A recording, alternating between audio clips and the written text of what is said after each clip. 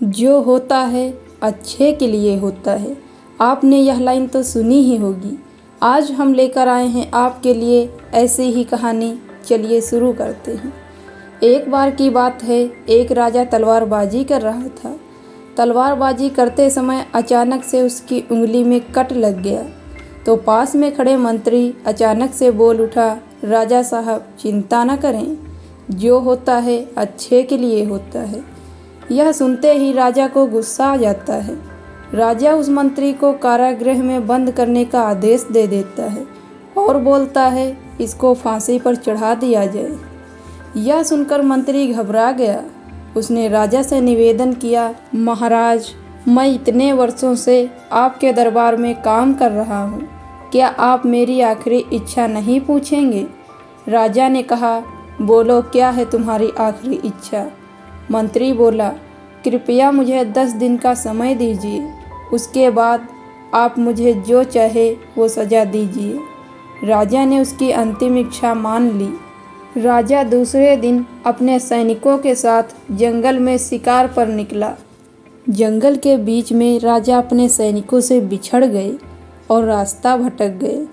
रास्ता ढूंढते हुए राजा वनवासियों के बीच पहुंच गए, जो बलि देने के लिए किसी को ढूंढ रहे थे। वनवासियों ने राजा को पकड़ लिया और वन की देवी को बलि देने के लिए ले गए। बलि देने की सारी तैयारियां पूरी हो गईं। जैसे ही राजा को बलि देने के स्थान पर ले जाया गया, वहां खड़े बुजुर्ग की नज़र राजा की खंडित उंगली पर पड़ी। उसने आवाज़ लगाई कि ये तो खंडित है, इसकी बलि नहीं दी जा सकती।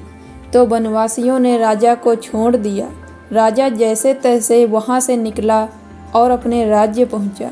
सबसे पहले कारागृह में अपने मंत्री से मिलने पहुंचा।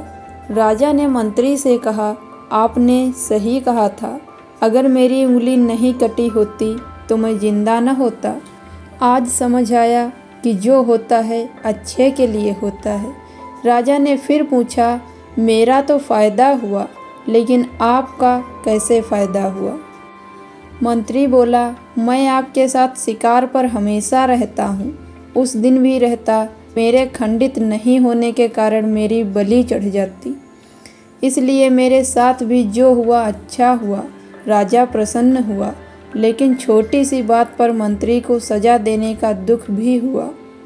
इसलिए राजा ने मंत्री को कारागृह से निकालकर फिर से अपने साथ रख लिया। दोस्तों, इस कहानी से हमें यही शिक्षा मिलती है कि हमारे जीवन में भी बहुत सारे उतार चढ़ाव आते रहते हैं। कभी कभी कुछ चीज़ें हमारे मन मुताबिक नहीं होती, पर इस कारण से कभी निराश नहीं होना चाहिए। यह बात हमेशा याद रखें कि जो होता है अच्छे के लिए होता है।